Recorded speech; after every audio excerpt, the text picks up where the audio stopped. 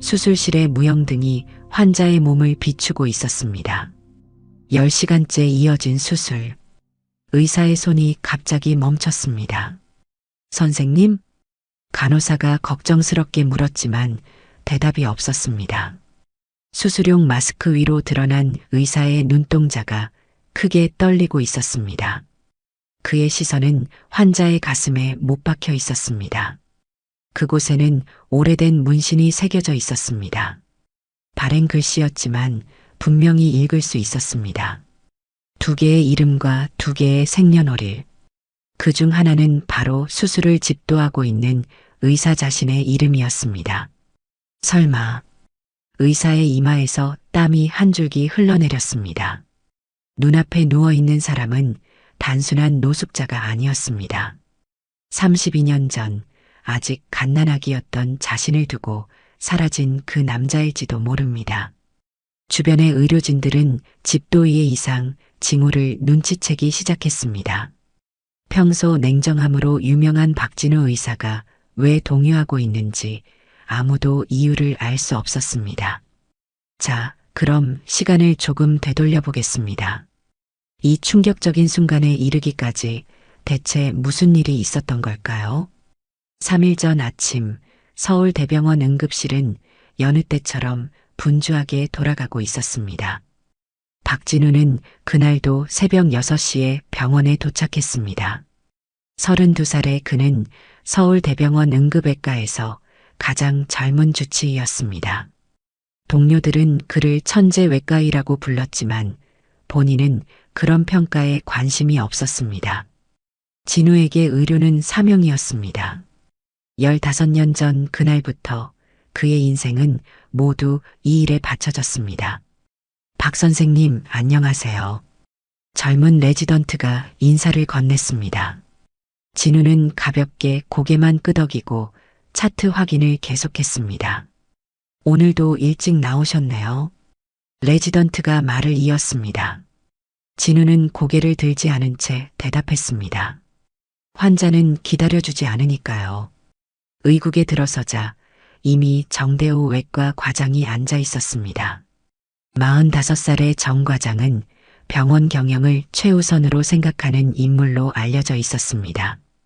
정 과장이 진우를 보며 말했습니다. 박 선생, 자네 지난달 수술 건수를 봤네. 훌륭한 성과야. 다만 무보험자 치료가 너무 많아. 진우는 조용히 대답했습니다.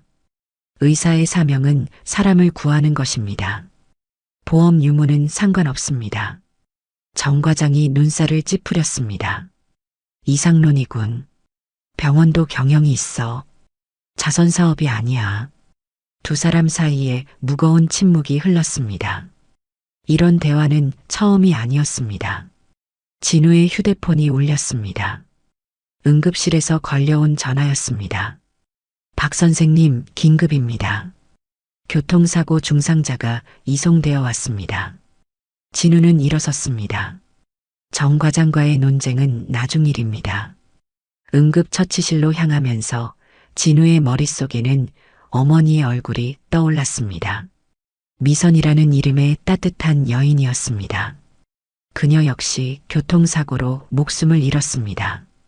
적절한 응급처치가 늦어졌기 때문에 그날 17살이었던 진우는 병원 복도에서 어머니의 마지막을 지켜볼 수밖에 없었습니다. 의사들이 필사적으로 처치를 했지만 시간과의 싸움에서 졌던 것입니다. 어머니는 마지막으로 진우의 손을 잡고 말했습니다. 아버지를 원망하지 마. 그것이 마지막 말이었습니다. 진우는 아버지의 얼굴조차 몰랐습니다. 어머니는 결코 아버지에 대해 자세히 말하지 않았습니다. 단지 어쩔 수 없는 사정이 있었다고만 했습니다. 응급처치실에 도착하자 간호사들이 분주히 움직이고 있었습니다. 담당 간호사가 상황을 설명했습니다. 60세 전후 남성, 음주운전 차량에 치였습니다. 의식불명, 다발성 외상, 내장 손상 의심됩니다. 진우는 환자를 살펴봤습니다. 남루한 차림, 길게 자란 머리와 수염, 명백한 노숙자였습니다. 신호는? 진우가 물었습니다. 간호사가 고개를 저었습니다. 소지품이 없었습니다. 경찰이 조사 중입니다만. 그때 정 과장이 처치실에 들어왔습니다. 환자를 한번 훑어보고 얼굴을 찌푸렸습니다. 노숙자군. 신원불명. 지불 능력 없음. 박 선생, 이건. 진우는 정 과장의 말을 가로막았습니다. 응급수술이 필요합니다. 준비 시작하겠습니다. 정 과장의 얼굴이 붉어졌습니다. 내 말을 듣고 있나? 이 환자에 쓸 의료자원은 누가 부담한단 말인가? 진우는 돌아보지 않고 준비를 계속하며 대답했습니다. 지금 이 사람의 생명을 구할 수 있는 건 우리뿐입니다. 그리고 마음속으로 덧붙였습니다. 어머니처럼 구할 수 있었던 생명을 잃을 수는 없다고. 수술실로 이동하는 중 진우는 환자의 상태를 재확인했습니다. 60대 전후의 남자. 긴 백발이 피와 땀으로 얼굴에 들러붙어 있었습니다. 깊은 주름이 새겨진 얼굴은 오랜 세월의 고통을 말해주고 있었습니다. 선생님, 이분 혈액 검사 결과입니다. 간호사가 검사 결과를 건넸습니다. 알코올 농도가 비정상적으로 높은 수치였습니다. 만성적인 음주의 흔적이 보였습니다. 진우는 작게 한숨을 쉬었습니다. 노숙 생활과 알코올. 이 조합은 드물지 않았습니다. 하지만 왠지 이 환자를 보고 있으면 가슴이 조여오는 듯한 느낌이 들었습니다. 수술실에 들어서자 이미 마취팀이 준비를 마치고 있었습니다. 진우는 손을 씻고 수술복으로 갈아입었습니다. 전신마취 준비 완료했습니다. 마취과 의사가 보고했습니다. 진우는 고개를 끄덕이고 환자 옆에 섰습니다. 수술대 위에 누워있는 남자를 내려다보며 문득 어머니의 말이 떠올랐습니다. 어떤 사람에게도 각자의 인생이 있단다, 진우야. 어머니는 늘 그렇게 말했습니다. 길거리의 노숙자를 봐도 결코 차별적인 시선으로 보지 않았습니다. 수술이 시작됐습니다. 진우의 손이 빠르고 정확하게 움직입니다. 복부를 열자 예상대로 내장 손상이 확인됐습니다. 간의 일부가 파열되어 출혈이 있었습니다. 석션, 출혈 부위 확인. 진우는 침착하게 지시를 내렸습니다. 주변 스태프들도 그의 지시에 따라 일사불란하게 움직였습니다. 혈압이 떨어지고 있습니다. 간호사가 보고했습니다. 수혈 준비. 진우는 집중력을 높였습니다. 이 수술은 쉽지 않은 수술이었습니다. 특히 환자의 체력이 떨어진 상태에서는 더욱 조심해야 했습니다. 3시간이 지났습니다. 수술은 순조롭게 진행되고 있었습니다.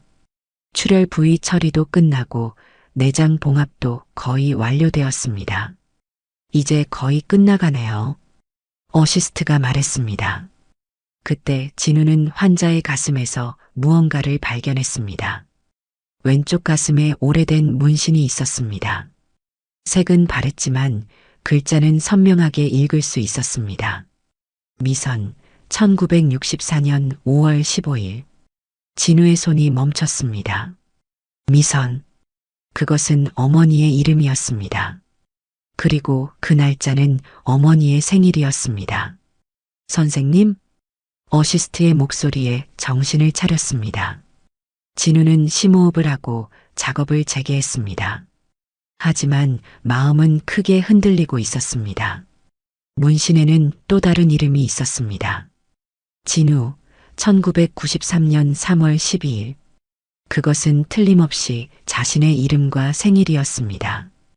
왜 이 남자의 가슴에 어머니와 자신의 이름이? 우연이라고 하기엔 너무나 정확했습니다. 32년간 한 번도 만난 적 없는 아버지. 어머니는 그에 대해 거의 말하지 않았습니다. 수술을 계속하면서 진우의 머릿속은 혼란스러웠습니다. 이 남자가 아버지라면 왜 지금까지 나타나지 않았을까? 왜 어머니와 자신을 버렸을까? 그리고 왜 이런 모습이 되어버렸을까? 봉합 시작하겠습니다. 진우는 감정을 억누르고 수술에 집중했습니다. 지금 중요한 것은 이 환자를 살리는 것이었습니다. 이 남자가 누구든 간에 의사로서의 의무를 다해야 했습니다. 수술이 끝나갈수록 진우의 마음은 더욱 무거워졌습니다. 만약 이 남자가 정말 아버지라면 어떻게 대해야 할까? 32년 동안의 분노와 슬픔이 가슴속에서 소용돌이치고 있었습니다. 수술 종료입니다. 어시스트가 선언했습니다. 시간은 오전 11시를 넘고 있었습니다. 5시간에 걸친 대수술이었습니다. 진우는 수술복을 벗으며 다시 환자의 얼굴을 봤습니다. 깊은 주름, 야윈 볼, 기른 수염. 이 얼굴에서 어머니가 사랑했던 남자의 흔적을 찾으려 했지만 아무것도 보이지 않았습니다. 회복실로 옮겨지는 환자를 보며 진우는 결심했습니다. 이 남자의 신원을 조사해야 합니다. 진실을 확인해야 합니다. 수술실을 나오자 정 과장이 복도에서 기다리고 있었습니다. 박 선생, 수술은 어땠나? 성공입니다. 환자는 살았습니다. 정 과장은 만족스럽지 않은 표정이었습니다. 그건 좋은데 비용 문제는 어떻게 할 건가? 신원불명 노숙자에게 이만한 의료를 제공해서 진우는 정 과장의 눈을 똑바로 봤습니다. 인간의 생명의 가치 차이는 없습니다. 정 과장은 혀를 찼습니다. 자네 이상주의도 정도가 있어. 현실을 봐. 그렇게 말하고 정 과장은 돌아섰습니다. 진우는 의국으로 돌아와 책상에 앉았습니다. 컴퓨터를 켜고 경찰 데이터베이스에 접속했습니다. 신원불명 노인에 대한 정보가 없는지 찾기 시작했습니다. 몇 시간 후 강 형사에게서 전화가 왔습니다. 박 선생님, 환자 신원에 대해 알아낸 게 있습니다. 진우의 심장이 빨라졌습니다. 강 형사가 이어서 말했습니다. 이 남자는 김철수라고 하는데 본명은 아닌 것 같습니다. 10년 전부터 노숙 생활을 한 것으로 보이는데 그 이전 기록은 찾을 수가 없습니다. 그렇군요. 다만 한 가지 이상한 점이 있습니다. 강 형사가 말했습니다. 이 사람 가끔 30년 전 얘기를 중얼거린다고 합니다. 가족을 지키기 위해 도망쳤다든가 용서해달라든가 하는. 진우는 숨을 삼켰습니다. 30년 전. 그것은 자신이 태어난 해였습니다. 다음 날 아침 진우는 평소보다 일찍 병원에 도착했습니다. 새벽 5시. 아직 해가 뜨지 않은 시간이었습니다. 회복실로 향하는 발걸음은 무겁고 마음은 복잡했습니다. 병실 문 앞에서 진우는 잠시 멈춰 섰습니다. 깊게 숨을 들이쉬고 문을 열었습니다. 침대에 누워있는 남자는 아직 의식을 되찾지 못하고 있었습니다. 인공호흡기 소리만이 조용한 방에 울려 퍼지고 있었습니다. 진우는 침대 옆 의자에 앉았습니다. 다시 한번 환자의 얼굴을 자세히 들여다봤습니다. 낮 햇살 아래서 보니 어제와는 달라 보였습니다. 높은 콧날, 깊은 눈매, 어딘가 자신과 닮은 부분이 있는 것 같았습니다. 진우는 주머니에서 오래된 사진을 꺼냈습니다. 어머니와 아직 어렸던 자신이 찍힌 사진이었습니다. 뒷면에 어머니의 글씨로 진우 3살이라고 적혀 있었습니다. 엄마, 이 사람이 아빠인가요? 진우는 작게 중얼거렸습니다. 대답은 돌아오지 않았습니다.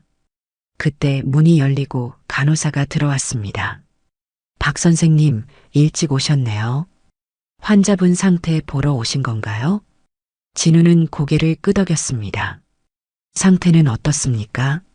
간호사가 차트를 확인하며 답했습니다. 바이탈은 안정적입니다. 오늘 중으로 의식이 돌아올 수도 있을 것 같습니다. 그렇군요. 간호사가 나간 뒤 진우는 다시 환자를 바라봤습니다. 만약 의식이 돌아온다면 무엇을 말해야 할까? 자신이 아들이라고 말해야 할까? 진우는 일어나 창밖을 봤습니다. 서울의 도시가 천천히 깨어나는 모습이 보였습니다. 어디선가 누군가가 새로운 하루를 시작하고 있습니다. 하지만 진우에게 오늘은 인생에서 가장 어려운 날이 될 것 같았습니다. 박 선생님, 뒤에서 목소리가 들렸습니다. 돌아보니 강 형사가 서 있었습니다. 강 형사님, 안녕하세요. 일찍 오셨네요. 사실 새로운 정보가 있어서 알려드리려고 왔습니다. 진우의 심장이 빨라졌습니다. 무엇입니까? 강 형사는 서류를 꺼냈습니다. 이 남자에 대해 더 깊이 조사했습니다. 10년 전 기록에서 어떤 사건에 연루되었을 가능성이 나타났습니다. 사건? 조폭 관련 기업 공갈 사건입니다. 30년 전 박철수라는 사업가가 조폭에게 쫓겨 실종됐습니다. 가족을 지키기 위해 혼자 도망쳤다고 알려져 있습니다. 진우는 숨을 삼켰습니다. 박철수, 자신과 같은 성씨. 강 형사가 이어서 말했습니다. 그 후 그의 아내와 아들은 무사했지만 남편의 행방은 알 수 없었습니다. 아내 이름은 박미선, 아들 이름은 진우. 진우가 작게 말했습니다. 강 형사는 놀라서 진우를 봤습니다. 알고 계셨습니까? 진우는 고개를 저었습니다. 아니요, 하지만 그때 침대에서 신음소리가 들렸습니다. 환자가 눈을 뜨려고 하고 있었습니다. 진우와 강 형사는 침대로 다가갔습니다. 남자의 눈꺼풀이 천천히 열렸습니다. 흐릿한 눈이 천장을 바라보고 있었습니다. 여기가 어디지? 쉰 목소리로 남자가 중얼거렸습니다. 진우는 의사의 얼굴로 돌아와 대답했습니다. 병원입니다. 사고를 당해서 수술을 받으셨습니다. 남자의 눈이 진우를 향했습니다. 한참 동안 뚫어지게 바라보더니 무언가를 떠올리려는 듯 눈을 가늘게 떴습니다. 당신은 누구? 박진우입니다. 수술을 집도했습니다. 남자의 얼굴색이 변했습니다. 진우. 그 이름을 몇 번이고 되뇌더니 남자의 눈에 눈물이 맺혔습니다. 설마 진우인가? 진우는 대답할 수 없었습니다. 목이 막혀 말이 나오지 않았습니다. 강 형사가 옆에서 끼어들었습니다. 당신은 박철수 씨가 맞습니까? 남자는 강 형사를 보고 다시 진우를 봤습니다. 긴 침묵 끝에 천천히 고개를 끄덕였습니다. 그래, 나는 박철수. 그리고 이 아이는 내 아들 진우다. 남자는 눈물을 흘리며 말했습니다. 진우는 의자에 주저앉았습니다. 머리가 하얘지고 아무 생각도 나지 않았습니다. 32년 동안 상상했던 순간이 드디어 왔습니다. 철수는 떨리는 손을 뻗어 진우에게 닿으려 했습니다. 하지만 진우는 반사적으로 몸을 뒤로 뺐습니다. 왜? 진우는 겨우 말을 꺼냈습니다. 왜 우리를 버렸습니까? 철수의 얼굴이 일그러졌습니다. 버린 게 아니야. 지키려고 했어. 지킨다고요? 엄마는 죽었습니다. 교통사고로. 당신이 없었기 때문에 엄마는 혼자서 고통스럽게 죽었습니다. 철수는 눈을 감았습니다. 눈물이 볼을 타고 흘러내렸습니다. 미선이가 죽었다고. 15년 전입니다. 당신이 사라진 지 17년 후입니다. 진우의 목소리에는 분노가 배어 있었습니다.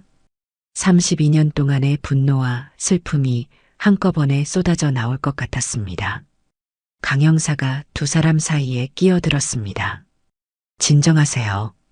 지금 철수 씨는 회복기입니다. 자세한 이야기는 나중에. 진우는 일어섰습니다. 실례하겠습니다. 그렇게 말하고 병실을 나가려 했습니다. 진우야, 기다려. 철수의 필사적인 목소리가 울렸습니다. 제발 이야기를 들어줘. 전부 설명할게. 진우는 문 앞에서 멈췄습니다. 하지만 돌아볼 수는 없었습니다. 지금 저는 당신의 의사입니다. 그 이상도 그 이하도 아닙니다. 그렇게 말하고 진우는 병실을 나갔습니다. 복도를 걸으며 진우는 눈물을 참고 있었습니다. 32년 동안 기다렸던 재회가 이런 형태로 이루어질 줄은 몰랐습니다. 의국으로 돌아오니 정 과장이 기다리고 있었습니다. 박 선생 들었네. 그 환자가 자네 아버지라며?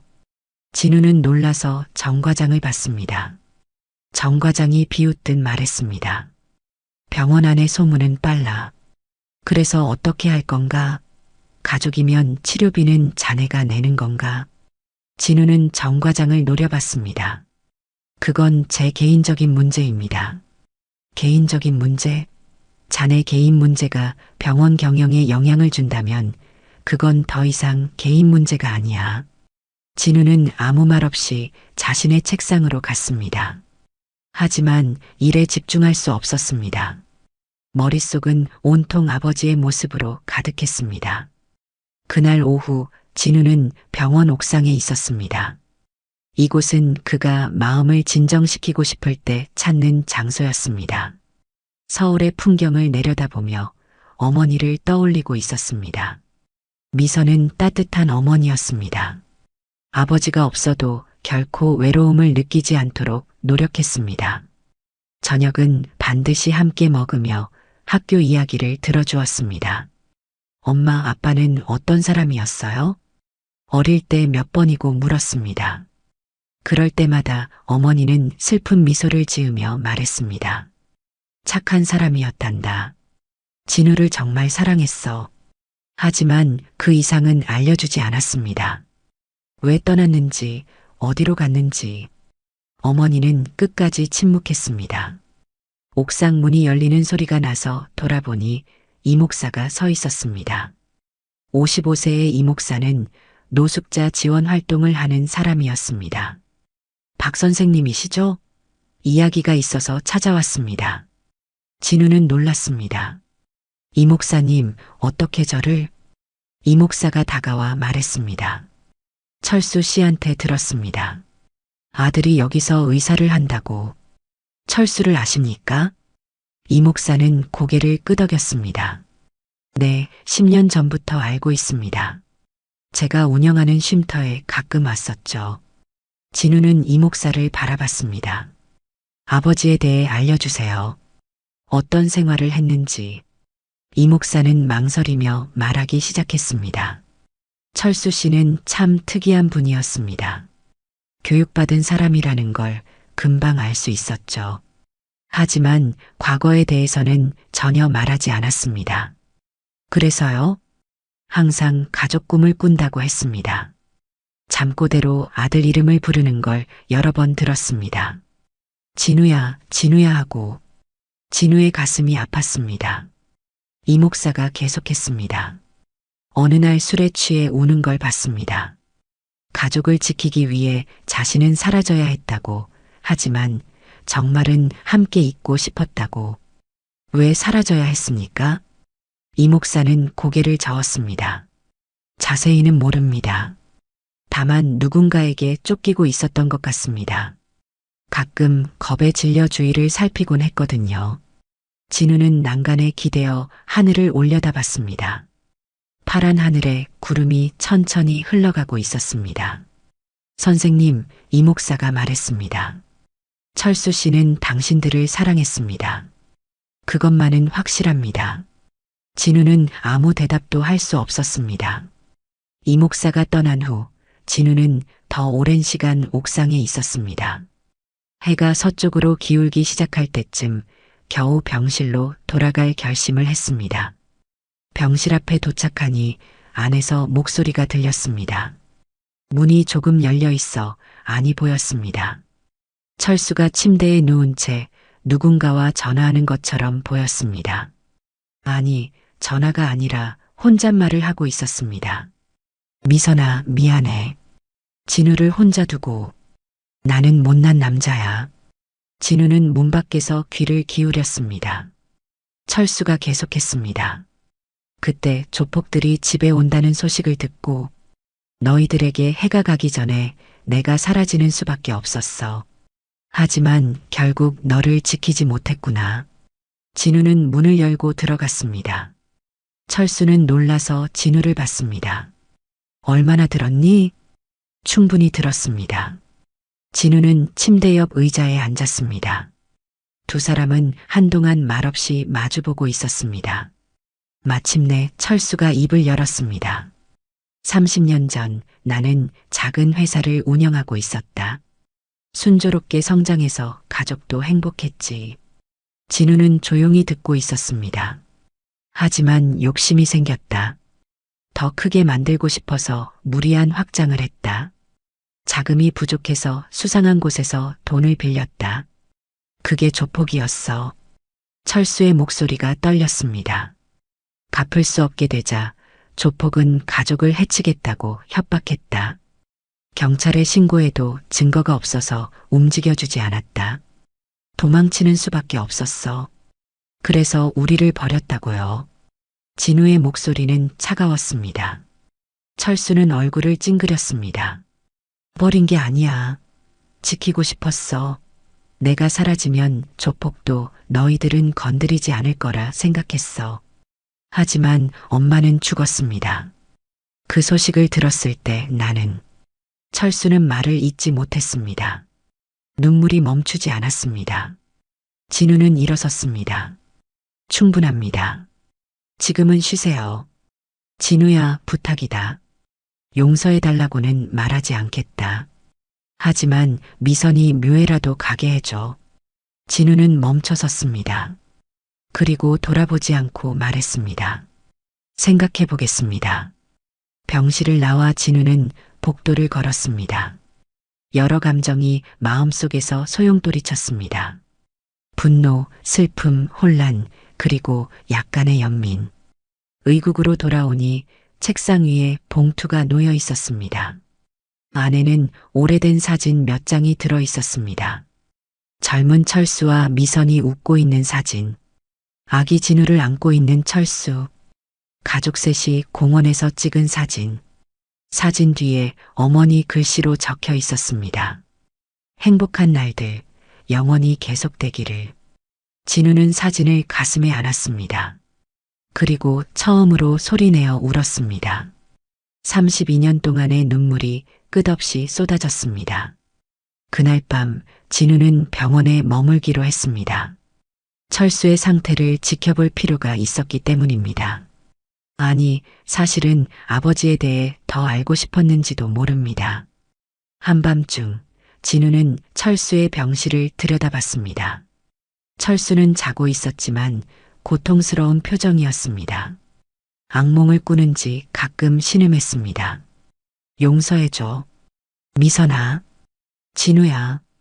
잠꼬대로 중얼거리는 아버지의 모습을 보며 진우의 마음에 변화가 일어나기 시작했습니다. 32년 동안 미워했던 아버지는 사실 가족을 사랑했던 나약한 인간이었을지도 모릅니다. 아침이 되자 철수가 눈을 떴습니다. 진우가 곁에 있는 걸 보고 놀란 듯한, 기쁜 듯한 복잡한 표정을 지었습니다. 밤새 있었니? 의사로서의 의무입니다. 진우는 무뚝뚝하게 대답했지만 마음속에서는 무언가가 녹아내리기 시작했습니다. 일주일이 지났습니다. 철수의 몸 상태는 순조롭게 회복되고 있었습니다. 매일 진우는 일과 사이에 병실을 방문하게 되었습니다. 처음엔 의무적인 방문이었지만 점차 아버지와 아들의 대화가 늘어났습니다. 어느 날 오후 진우가 병실에 들어가니 철수가 창밖을 바라보고 있었습니다. 무얼 보고 계세요? 진우가 묻자 철수는 작게 웃었습니다. 하늘을 보고 있었다. 자유롭게 하늘을 볼 수 있다는 게 이렇게 기쁠 줄은 몰랐어. 진우는 철수 옆에 섰습니다. 맑은 파란 하늘이 펼쳐져 있었습니다. 10년 동안 계속 도망 다니셨습니까? 철수는 고개를 끄덕였습니다. 그래. 조폭들은 끈질겼어. 몇 번이나 들킬 뻔했지. 이름도 바꾸고 이곳저곳 옮겨 다녔어. 힘드셨겠네요. 진우의 목소리에 처음으로 동정심이 묻어났습니다. 철수는 놀란 듯 진우를 봤습니다. 진우야. 그때 문이 열리고 강 형사가 들어왔습니다. 박 선생님, 철수 씨, 중요한 소식이 있습니다. 두 사람은 강 형사를 봤습니다. 강 형사는 서류를 꺼냈습니다. 철수 씨를 쫓던 조직폭력배에 대해 자세히 조사했습니다. 사실 그 조직은 5년 전에 해체됐습니다. 철수의 얼굴이 새하얗게 질렸습니다. 뭐라고? 두목이 체포되면서 조직은 와해됐습니다. 지금은 존재하지 않습니다. 즉, 철수 씨를 쫓는 사람은 더 이상 없다는 뜻입니다. 철수는 의자에 무너져 내렸습니다. 온몸에서 힘이 빠진 듯 했습니다. 5년 전에 끝났다고. 진우는 아버지의 어깨에 손을 얹었습니다. 이제 도망치지 않아도 됩니다. 철수는 얼굴을 가리고 울기 시작했습니다. 5년 동안 헛되이 도망쳤구나. 미선이를 만날 수 있었을지도 모르는데. 강 형사가 헛기침을 했습니다. 그리고 하나 더. 철수 씨의 재산에 대해서인데 당시 부동산이 아직 철수 씨 명의로 남아 있습니다. 철수는 고개를 들었습니다. 뭐라고? 상세한 건 변호사와 확인해야 하지만 상당한 가치가 있는 것 같습니다. 매각하면 생활에는 문제 없을 정도가 될 겁니다. 진우는 놀랐습니다. 아버지, 재산이 있었습니까? 철수는 고개를 저었습니다. 잊고 있었어. 도망치느라 바빠서 그런 걸 생각할 여유도 없었지. 강 형사가 일어섰습니다. 자세한 건 다시 연락드리겠습니다. 그럼 실례하겠습니다. 강 형사가 나간 후 두 사람은 오랫동안 침묵했습니다. 마침내 철수가 입을 열었습니다. 진우야, 너는 훌륭한 의사가 됐구나. 진우는 쑥스럽게 웃었습니다. 어머니 영향입니다. 어머니는 늘 사람을 돕는 일을 하고 싶다고 하셨거든요. 미선이답네. 철수의 눈에 따뜻한 빛이 서렸습니다. 진우는 용기를 내어 물었습니다. 어머니를 만났을 때 이야기를 들려주세요. 철수의 얼굴이 밝아졌습니다. 미선이는 대학에서 만났어. 도서관에서 공부하던 미선이한테 첫눈에 반했지. 젊은 시절 어머니는 어떤 분이셨나요? 밝고 따뜻하고 그러면서도 강인했어. 내가 사업에 실패해도 늘 격려해줬지. 두 사람은 어머니의 추억을 나눴습니다. 오랜만에 아버지와 아들의 시간이 흐르고 있었습니다. 그날 밤 진우는 집에 돌아와 어머니의 유품을 정리했습니다. 오래된 상자 안에서 편지 묶음이 나왔습니다. 철수가 보낸 편지들이었습니다. 서명은 없고 장소도 알 수 없게 적혀 있었지만 필체로 철수의 것임을 알 수 있었습니다. 미선아, 잘 지내니? 진우는 크고 있겠지. 보고 싶다. 하지만 아직은 위험해. 조금만 더 기다려줘. 다른 편지에는 이렇게 적혀 있었습니다. 진우 생일이구나. 선물을 보내주지 못해 미안하다. 언젠가 꼭 보상해주마. 진우는 편지를 읽으며 울었습니다. 어머니는 이 편지들을 소중히 간직하고 있었던 것입니다. 아버지를 믿고 기다렸던 것입니다. 다음 날 진우는 철수의 병실로 편지를 가져갔습니다. 이거 어머니가 보관하고 계셨던 겁니다. 철수는 편지를 보고 또 울었습니다. 미선이가 내 편지를. 어머니는 끝까지 당신을 사랑하셨습니다. 진우의 말에 철수는 소리내어 울었습니다. 그날 저녁 정 과장이 병실에 찾아왔습니다. 박 선생, 슬슬 퇴원 준비를 하지. 환자 상태도 좋은 것 같고. 진우는 정 과장을 봤습니다. 아직 완전하지 않습니다. 정 과장은 불만스러워했습니다. 가족이니까 오래 두고 싶겠지. 하지만 병원 침대는 한정되어 있어. 철수가 끼어들었습니다. 정 선생님 말씀이 맞습니다. 저는 이제 괜찮습니다. 진우는 아버지를 봤습니다. 하지만 갈 곳이 정 과장이 비웃었습니다. 그건 병원 문제가 아니지. 거리로 돌아가든 시설을 찾든 알아서 하시지. 정 과장이 나간 후 진우는 아버지에게 말했습니다. 걱정하지 마세요. 제가 해결하겠습니다. 철수는 고개를 저었습니다. 괜찮다, 진우야. 나는 익숙해. 그보다 너한테 더 이상 폐를 끼칠 수 없어. 폐라니요. 진우는 단호하게 말했습니다. 당신은 제 아버지입니다. 겨우 만났는데 또 헤어질 수는 없습니다. 철수는 놀라서 진우를 봤습니다. 진우야, 용서해 주는 거니? 진우는 작게 고개를 끄덕였습니다. 완전히는 용서할 수 없습니다. 하지만 당신도 고통받았다는 건 알겠습니다. 이제부터는 함께 살고 싶습니다. 철수는 진우의 손을 잡았습니다. 아버지와 아들의 손이 32년 만에 이어졌습니다. 그 순간 진우의 휴대폰이 울렸습니다. 응급실에서 온 전화였습니다. 박 선생님, 긴급입니다. 중대사고 환자가 이송되어 옵니다. 진우는 일어섰습니다. 바로 가겠습니다. 철수를 향해 말했습니다. 나중에 다시 올게요. 아버지. 처음으로 아버지라고 부른 진우에게 철수는 눈물을 흘리며 고개를 끄덕였습니다. 며칠 후 철수의 퇴원 날이 정해졌습니다. 진우는 자신의 원룸에 아버지를 맞을 준비를 하고 있었습니다. 좁은 원룸이었지만 둘이 지내기엔 충분했습니다. 퇴원 아침 진우가 병실에 가니 철수는 이미 채비를 마친 상태였습니다. 병원 환자복이 아닌 진우가 사온 새 옷을 입고 있었습니다. 잘 어울리시네요, 아버지. 진우가 말하자 철수는 쑥스럽게 웃었습니다. 32년 만에 아들한테 옷을 선물 받다니. 두 사람이 병실을 나서려 할 때 정 과장이 나타났습니다. 박 선생, 잠깐 할 말이 있네.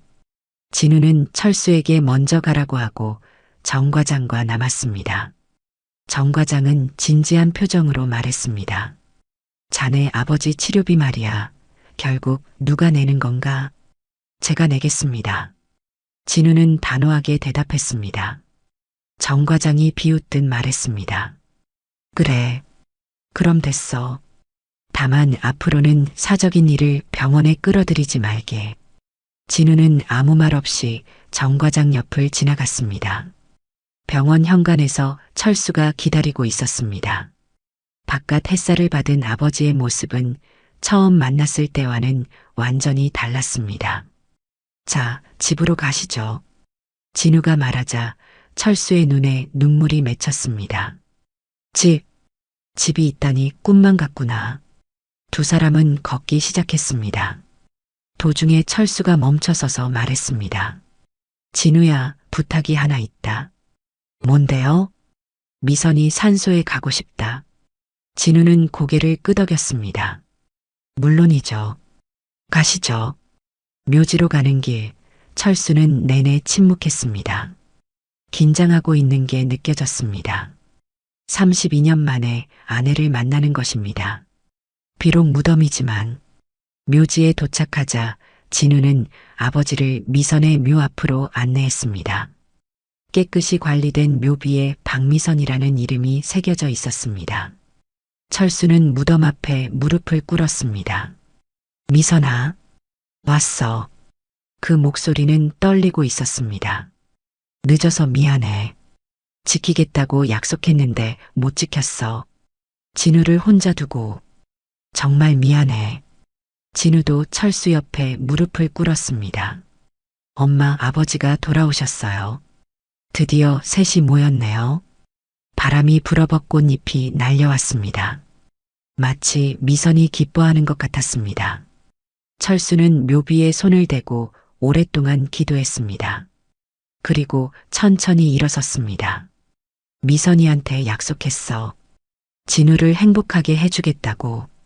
지금부터라도 그 약속을 지키고 싶다. 진우는 아버지의 어깨에 손을 얹었습니다.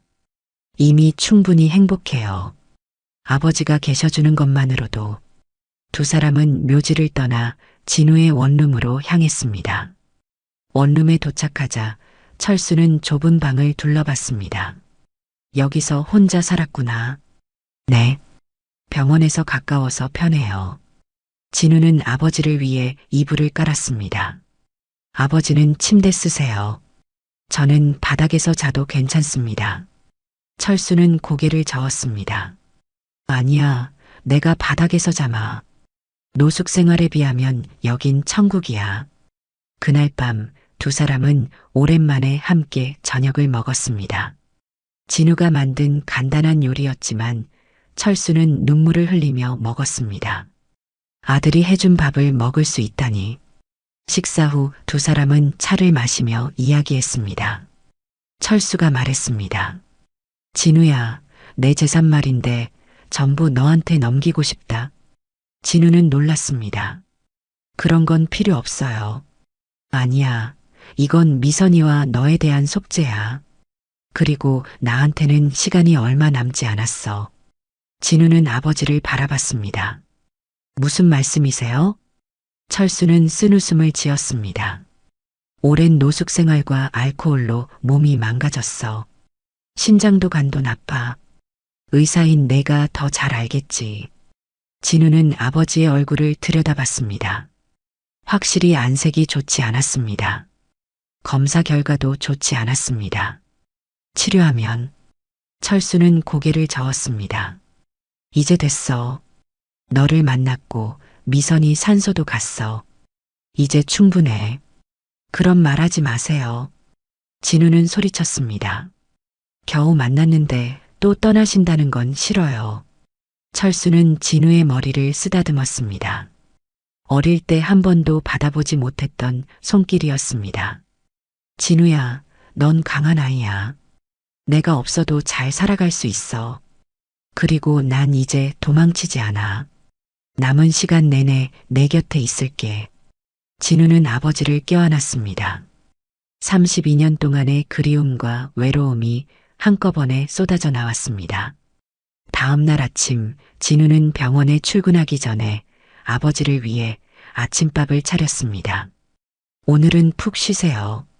저녁에 돌아올게요. 철수는 미소를 지으며 고개를 끄덕였습니다. 다녀와. 조심해서. 처음으로 아버지에게 배웅받으며 일하러 가는 진우는 가슴이 따뜻해졌습니다.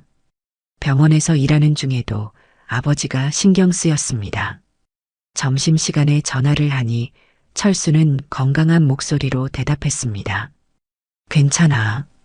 방 청소를 하고 있었어. 진우 어릴 때 사진을 찾았더라. 그거 엄마가 보관하던 거예요. 미선이는 정말 너를 사랑했구나.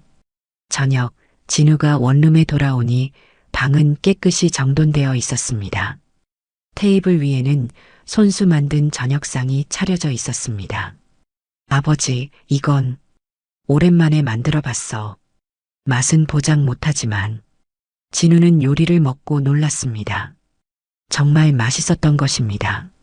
맛있어요. 아버지, 요리를 하실 줄 아셨네요.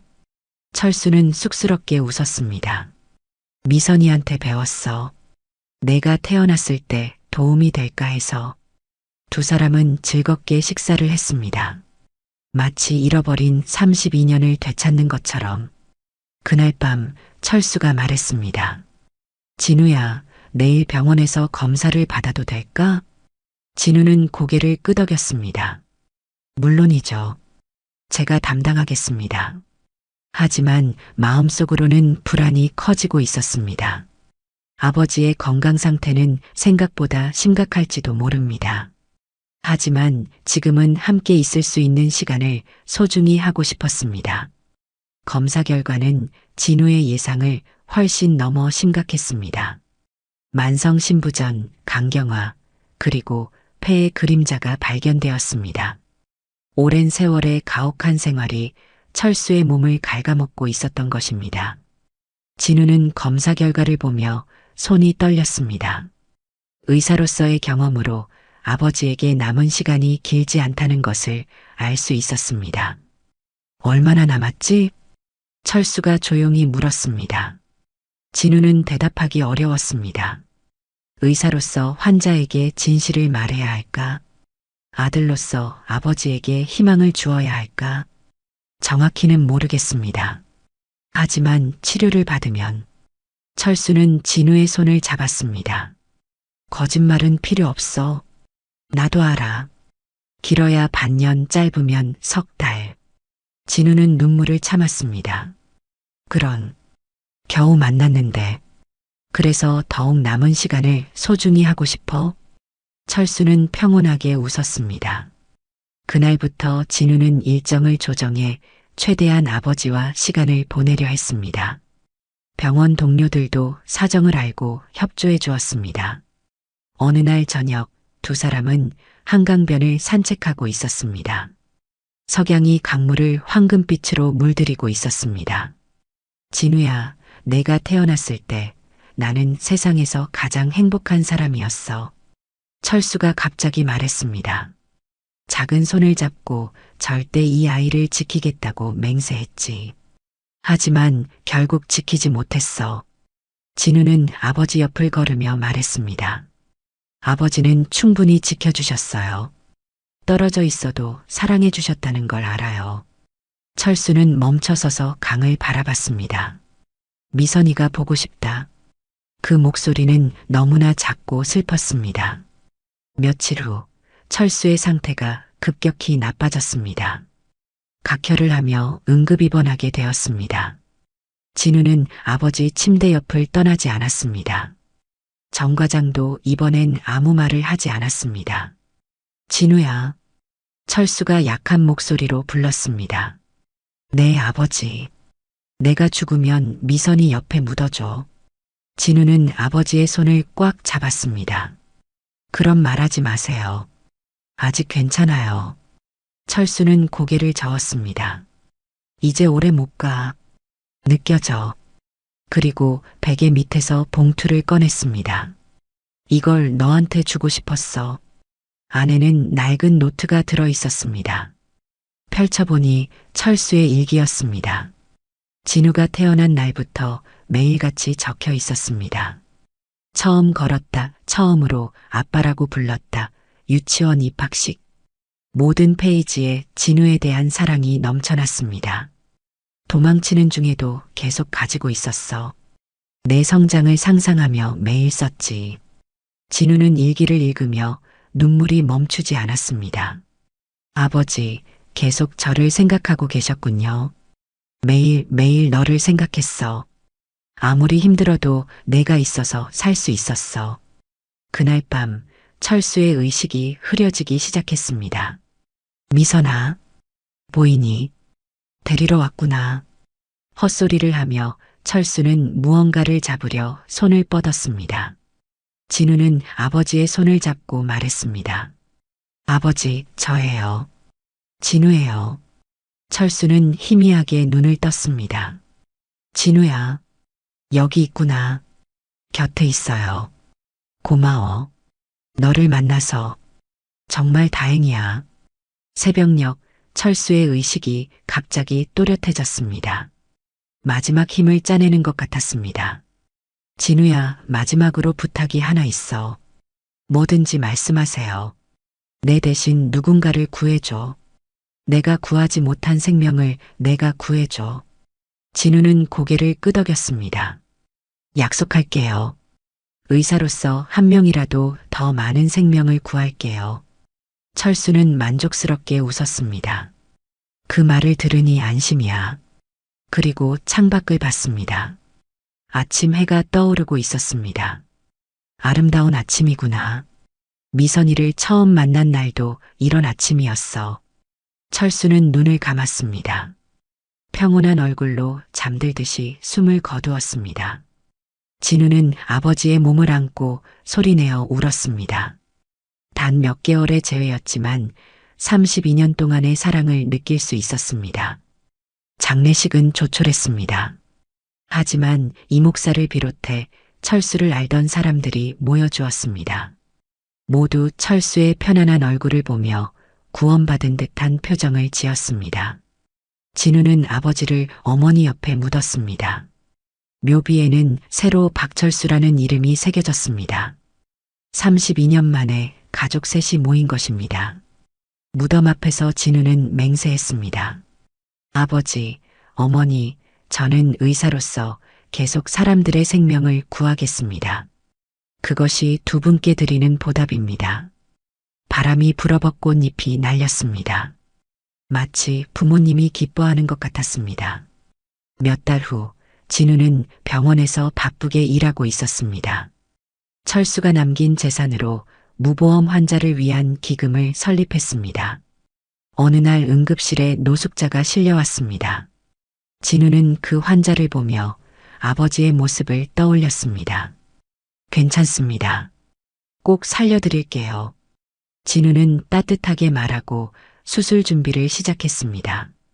정 과장이 또 불평을 하러 왔지만 진우는 단호하게 말했습니다. 이건 제 사명입니다. 아버지와의 약속이기도 하고요. 정 과장은 혀를 차며 돌아섰지만 어딘가 감탄하는 듯도 보였습니다. 그날 밤 진우는 부모님 묘지를 찾았습니다. 아버지, 오늘도 한 명을 구했어요. 내일도 모레도 계속 구할게요. 묘지 앞에서 진우는 평온하게 미소 지었습니다. 아버지가 남겨준 마음을 가슴에 품고 앞으로도 살아갈 것입니다. 그것이 진우가 선택한 길이었습니다. 1년이 흘렀습니다. 봄이 찾아오며 벚꽃이 만개했습니다. 진우는 매달 빠짐없이 부모님 산소를 찾고 있었습니다. 오늘은 특별한 날이었습니다. 아버지의 일축이었습니다. 묘지 앞에는 새꽃과 아버지가 좋아하던 막걸리가 놓여 있었습니다. 아버지, 보고할 게 있어요. 진우는 무덤을 향해 말했습니다. 아버지가 남겨주신 재산으로 만든 기금으로 벌써 100명이 넘는 사람을 도왔어요. 모두 무보험으로 치료받지 못하던 사람들이에요. 바람이 불어버 꽃잎이 흩날렸습니다. 그리고 정 과장님도 변했어요. 처음엔 반대하시더니 이제는 기금 운영에 협조해주고 계세요. 사람은 변할 수 있다는 거 아버지 말씀이 맞았어요. 진우는 주머니에서 사진 한 장을 꺼냈습니다. 최근에 아버지 방에서 발견한 것이었습니다. 가족 셋이 함께 찍은 유일한 사진이었습니다. 이 사진을 볼 때마다 생각해요. 그때 아버지가 도망가지 않았다면 어떤 인생이었을까 하고. 하지만 이제는 원망하지 않아요. 아버지도 고통받으셨다는 걸 알았으니까요. 그때 뒤에서 목소리가 들렸습니다. 박 선생님. 돌아보니 젊은 여성이 서 있었습니다. 예전에 진우가 수술했던 노숙자의 딸이었습니다. 아버지가 감사 인사를 드리고 싶다고 하셔서요. 선생님 덕분에 목숨을 구했다고. 여성 옆에는 건강을 되찾은 아버지가 서 있었습니다. 그 역시 가족과 헤어져 있었던 사람이었습니다. 선생님 정말 감사합니다. 딸과 다시 만날 수 있어서 지금 새 인생을 시작하고 있습니다. 진우는 미소 지었습니다. 다행이네요. 건강 조심하시고 행복하게 사세요. 부녀가 떠나는 것을 보며 진우는 아버지의 말을 떠올렸습니다. 내 대신 누군가를 구해줘. 그 약속은 확실히 지켜지고 있었습니다. 병원으로 돌아오니 새로운 레지던트들이 진우를 기다리고 있었습니다. 박 선생님, 오늘 강의 부탁드립니다.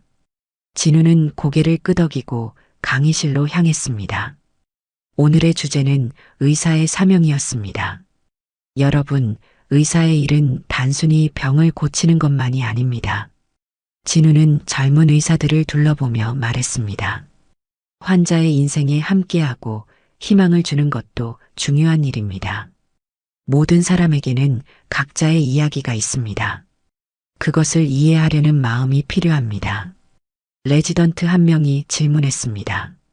하지만 병원 경영도 생각해야 하지 않나요?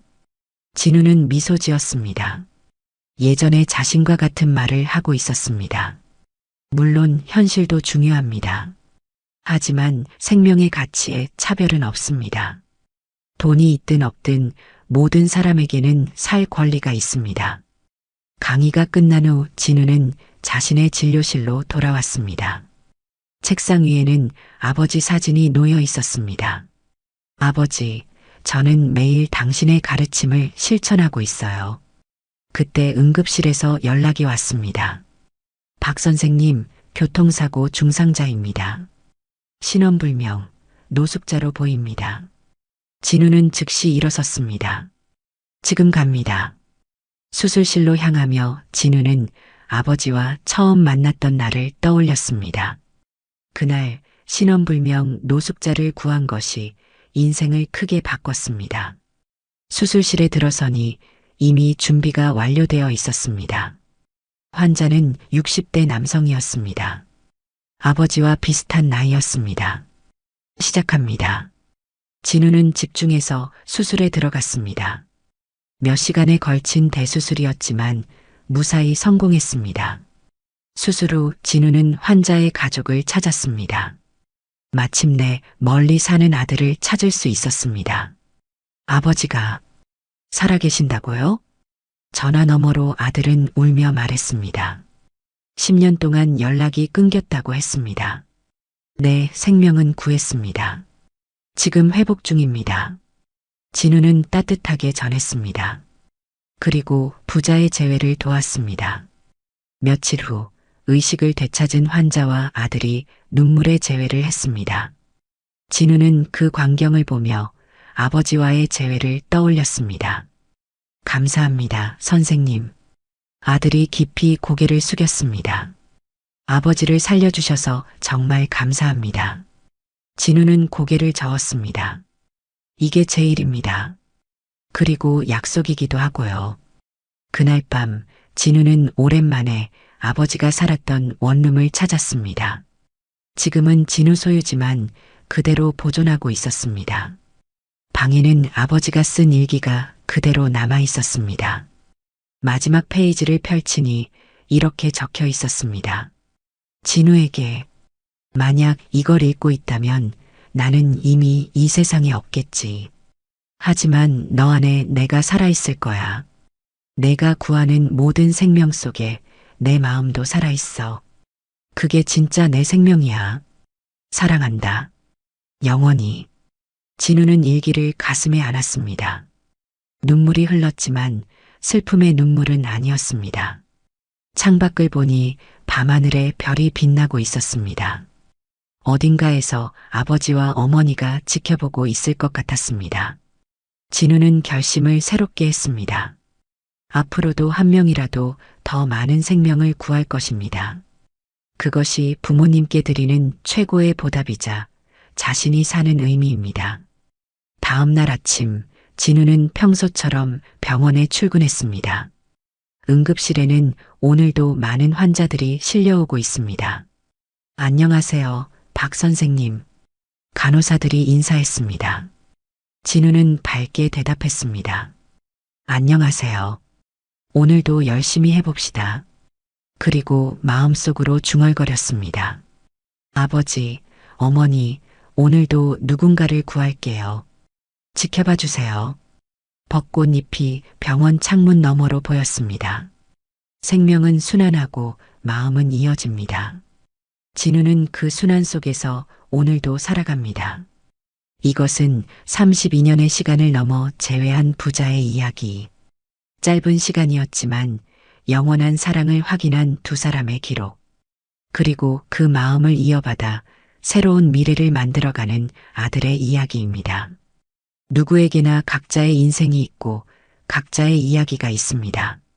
아무리 힘든 과거가 있어도 희망을 버리지 않으면 반드시 새로운 내일이 찾아옵니다. 진우는 앞으로도 아버지의 마음을 가슴에 품고 사람들의 생명을 구할 것입니다. 그것이 그가 선택한 삶이고 부모님께 드리는 영원한 사랑의 증거이기 때문입니다. 10년 전 박미선이 세상을 떠나기 한 달 전 병원 침대에 누워있던 미선은 창밖을 바라보고 있었습니다. 가을 햇살이 따스하게 병실을 비추고 있었지만 그녀는 자신에게 시간이 얼마 남지 않았다는 것을 알고 있었습니다. 교통사고 후유증이 점점 심해지고 있었습니다. 진우야. 고등학생이 된 아들이 병실 문을 열고 들어왔습니다. 17살의 진우는 이미 어머니보다 키가 컸습니다. 엄마, 오늘은 좀 어때? 진우가 억지로 밝게 웃으며 물었습니다. 미선은 아들이 얼마나 걱정하고 있는지 알 수 있었습니다. 괜찮아. 오늘은 숙제 다 했니? 응, 다 했어. 엄마, 뭐 필요한 거 없어? 미선은 고개를 저었습니다. 그리고 오랫동안 준비했던 말을 꺼내기로 했습니다. 진우야, 엄마가 할 이야기가 있어. 진우는 의자를 침대 가까이 끌어당겨 앉았습니다. 아빠 이야기야. 진우의 표정이 굳어졌습니다. 어머니는 지금까지 아버지에 대해 거의 말한 적이 없었습니다. 미선은 서랍에서 낡은 사진첩을 꺼냈습니다. 펼쳐진 페이지에는 젊은 남녀가 행복하게 웃고 있는 사진이 있었습니다. 이 사람이 내 아빠야. 박철수. 정말 좋은 사람이었어. 진우는 사진 속 남자를 뚫어지게 바라봤습니다. 처음 보는 아버지의 얼굴이었습니다. 왜 우리를 떠났어? 미선은 아들의 손을 잡았습니다. 아빠는 우리를 버린 게 아니야. 지키려고 했어. 언젠가 내가 이해할 날이 올 거야. 그날 밤 미선은 혼자 남아 편지를 쓰기 시작했습니다. 아들에게 남길 편지였습니다. 사랑하는 진우에게 내가 이 편지를 읽을 때쯤이면 엄마는 더 이상 내 곁에 없겠지. 미안해. 너를 혼자 두고 가게 되어서 내 아빠 이야기를 해줄게. 우리가 처음 만난 건 대학 도서관이었어. 법학과 학생이었던 아빠는 경영학과였던 나에게 첫눈에 반했다고 했지. 수줍게 다가와 커피 한잔 하자고 했을 때의 떨리는 목소리를 아직도 기억해. 아빠는 정말 따뜻한 사람이었어. 작은 회사를 운영하면서도 직원들을 가족처럼 대했고 어려운 이웃을 도왔어. 내가 태어났을 때 아빠가 얼마나 기뻐했는지 몰라. 손가락 발가락 하나하나 세어보며 완벽하다고 세상에서 가장 예쁜 아기라고 했었지. 그런데 회사를 키우려다 잘못된 선택을 했어. 급하게 돈이 필요해서 위험한 사람들에게 손을 벌렸고 그게 비극의 시작이었어. 조직 폭력배들이 우리를 위협하기 시작했을 때 아빠는 결심했어. 자신이 사라지면 우리는 안전할 거라고. 떠나던 날 새벽 아빠는 자고 있는 너를 한참 바라보다가 이마에 입을 맞추고 나갔어. 내게는 미안하다, 사랑한다, 꼭 돌아오겠다고 했지. 그게 마지막이었어. 진우야, 아빠를 미워하지 마. 아빠도 충분히 고통받고 있을 거야. 가끔 익명으로 편지가 와. 돈도 조금씩 보내주고. 비록 적은 금액이지만 아빠가 얼마나 우리를 생각하는지 알 수 있어. 너는 훌륭한 사람이 될 거야. 아빠의 따뜻한 마음과 엄마의 강인함을 모두 가졌으니까. 의사가 되고 싶다고 했지? 좋은 의사가 되렴. 아픈 사람들을 치료하는 것도 중요하지만 그들의 마음을 이해하는 의사가 되길 바라. 언젠가 아빠를 만날 수도 있어. 그때는 너무 미워하지 말고 이야기를 들어주렴. 우리 모두에게는 각자의 사정이 있으니까. 사랑해, 내 아들. 늘 내 곁에서 지켜볼게. 엄마가 5년 전 조직폭력배 해체 직후 서울 변두리의 작은 찜질방. 철수는 구석진 자리에서 신문을 읽고 있었습니다. 그의 손은 떨리고 있었습니다. 동성파 조직폭력배 완전 해체. 두목 구속 15년형. 10년 동안 그를 쫓던 조직이 사라졌습니다. 이제 자유였습니다. 하지만 철수는 웃을 수 없었습니다. 너무 늦었기 때문입니다. 그는 공중전화로 전화를 걸었습니다. 오래전에 외워둔 번호였습니다. 신호음이 울렸지만 아무도 받지 않았습니다. 집 전화였는데 이미 그 집에는 아무도 살지 않는 것 같았습니다. 철수는 용기를 내어 옛집 근처로 갔습니다. 멀리서 바라본 아파트는 낯선 사람들이 드나들고 있었습니다. 동네 부동산에 조심스럽게 물어보니 박미선이라는 사람은 5년 전에 세상을 떠났다고 했습니다. 아들은 어떻게 됐습니까? 아, 진우군요. 의대생이 됐다고 들었어요. 정확히는 모르겠네요. 철수는 그 자리에 주저앉을 뻔했습니다. 미선이 죽었다. 자신이 지키려 했던 아내가 이미 세상에 없었습니다. 하지만 아들은 살아 있었습니다. 의대생이 되었다고 했습니다. 그날부터 철수는 아들의 소식을 찾아다녔습니다. 서울의 모든 의과대학 근처를 돌아다니며 진우를 찾았습니다. 마침내 서울대 의과대학 앞에서 아들을 발견했습니다. 27살의 진우는 흰 가운을 입고 동료들과 웃으며 걸어가고 있었습니다. 철수는 멀리서 그 모습을 바라만 봤습니다. 다가갈 용기가 없었습니다. 이미 너무 많은 시간이 흘렀고 자신은 너무 초라해져 있었습니다. 잘 컸구나, 진우야. 아빠 없이도 이렇게 훌륭하게. 철수는 돌아섰습니다. 이제 와서 나타나면 아들의 인생에 혼란만 줄 것 같았습니다. 차라리 모르고 사는 게 나을지도 모른다고 생각했습니다. 2년 전 진우가 의사가 된 날, 서울대병원 수료식. 진우는 응급외과 전문의 자격을 취득했습니다. 동료들은 가족들과 함께 기념사진을 찍고 있었지만 진우는 혼자였습니다. 박진우 선생님 축하해요. 간호사들이 축하 인사를 건넸습니다. 진우는 밝게 웃으며 감사 인사를 했지만 마음 한구석은 텅 비어 있었습니다. 병원을 나와 진우는 어머니 묘지로 향했습니다. 엄마, 저 드디어 의사가 됐어요. 응급외과 전문이에요. 엄마처럼 급한 환자들을 살릴 수 있는 의사가 됐어요. 묘지 앞에서 진우는 어머니가 남긴 편지를 다시 꺼내 읽었습니다. 이미 수백 번은 읽은 편지였지만 읽을 때마다 새로운 의미를 발견했습니다. 언젠가 아빠를 만날 수도 있어. 진우는 하늘을 올려다봤습니다. 정말 그런 날이 올까요? 만난다면 무슨 말을 해야 할까요? 그때 묘지 저편에서 누군가가 지켜보고 있었습니다. 남루한 차림의 노인이었습니다. 철수였습니다. 그는 아들이 떠날 때까지 꼼짝도 하지 않고 서 있었습니다. 진우가 떠난 후 철수는 미선의 묘지로 다가갔습니다. 미선아, 우리 아들이 의사가 됐어. 내가 얼마나 자랑스러워했을까. 미안해, 곁에 있어주지 못해서. 1년 전 운명의 전날. 노숙자 쉼터. 철수는 얇은 담요를 덮고 누워 있었습니다. 몸 상태가 점점 나빠지고 있었습니다. 기침을 할 때마다 가슴이 찢어지는 듯 아팠습니다. 옆 침대의 노숙자가 말했습니다. 김철수 씨, 병원에 가봐야 하는 거 아니요? 괜찮아요. 철수는 힘없이 대답했습니다. 병원에 갈 돈도 없었지만 무엇보다 이대로 죽는 것도 나쁘지 않다고 생각했습니다.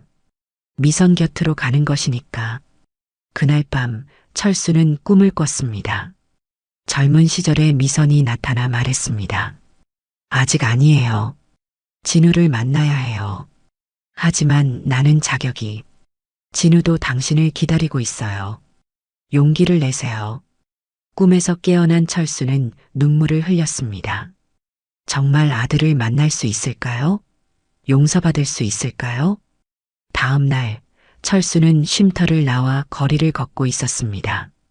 어디로 가야 할지 몰라 그저 발길 닿는 대로 걸었습니다. 그때 뒤에서 차가 빠르게 다가오는 소리가 들렸습니다. 음주운전 차량이었습니다. 철수는 피할 수 없었습니다. 충격과 함께 의식을 잃었습니다. 마지막으로 본 것은 하늘을 나는 벚꽃잎이었습니다. 미선아, 진우야. 현재 철수가 떠난 후 6개월. 진우는 아버지가 남긴 일기장을 다시 펼쳤습니다. 오늘 발견한 것은 맨 뒤에 숨겨진 또 다른 편지였습니다. 진우에게 이 편지를 읽고 있다면 우리는 이미 만났고 또 이별했겠지. 너를 처음 봤을 때를 아직도 기억해. 분만실에서 간호사가 내 몸을 닦아주는 동안 나는 벌써 내 아빠가 되는 게 자랑스러웠어. 작은 손으로 내 손가락을 꽉 잡았을 때 세상을 다 가진 기분이었어. 내가 처음 걸음마를 했을 때, 처음으로 아빠라고 불렀을 때 모든 순간이 기적이었어. 비록 곁에서 함께하지 못했지만 상상 속에서 나는 매일 너와 함께였어. 도망치는 동안 가장 힘들었던 건 배고픔이나 추위가 아니었어. 너와 엄마를 볼 수 없다는 것, 그게 가장 큰 고통이었어. 하지만 그것이 내가 너희를 지킬 수 있는 유일한 방법이라고 믿었어. 5년 전 조직이 해체됐을 때 이미 너무 늦었다는 걸 알았어. 엄마는 세상을 떠났고 너는 이미 어른이 되어 있었지. 내가 나타나면 오히려 내 인생에 방해가 될 것 같았어. 하지만 운명은 우리를 다시 만나게 했어. 내가 나를 수술했을 때 나는 믿을 수 없었어. 내 아들이 이렇게 훌륭한 의사가 되어 날 살려주다니. 짧은 시간이었지만 함께 할 수 있어서 행복했어. 내가 아버지라고 불러줬을 때 30년의 고통이 모두 사라지는 것 같았어. 진우야, 이제 너는 알겠지. 사랑은 때로 이별의 모습으로 오기도 한다는 걸. 내가 너를 떠난 것도, 엄마가 너를 먼저 떠난 것도 모두 사랑이었어. 앞으로 많은 환자를 만날 거야. 그들 모두에게는 각자의 사연이 있을 거야. 겉모습으로 판단하지 말고 그들의 이야기를 들어주렴. 내가 내 이야기를 들어준 것처럼. 마지막으로 하고 싶은 말이 있어. 내가 내 아들이어서 자랑스러워. 비록 내가 키우지 못했지만 너는 내가 꿈꾸던 것보다 훨씬 훌륭한 사람이 되었어. 그것은 엄마의 사랑과 내 자신의 힘 덕분이야. 언젠가 내가 아버지가 된다면 절대 아이 곁을 떠나지 마. 어떤 위험이 있더라도 함께 맞서. 그게 진짜 용기야. 내가 하지 못한 일을 내가 해주길 바라. 사랑한다, 내 아들. 영원히 너의 아버지, 철수. 진우는 편지를 가슴에 안고 울었습니다. 창밖으로 벚꽃이 흩날리고 있었습니다. 봄은 다시 왔고 생명은 계속됩니다. 병원에서 호출이 왔습니다. 새로운 응급 환자가 도착했다는 연락이었습니다. 진우는 눈물을 닦고 일어섰습니다. 아버지, 오늘도 누군가를 구하러 갑니다. 그의 발걸음은 확고했습니다. 과거의 아픔을 딛고 미래를 향해 나아가는 의사 박진우. 그의 가슴 속에는 부모님의 사랑이 영원히 살아 숨쉬고 있었습니다.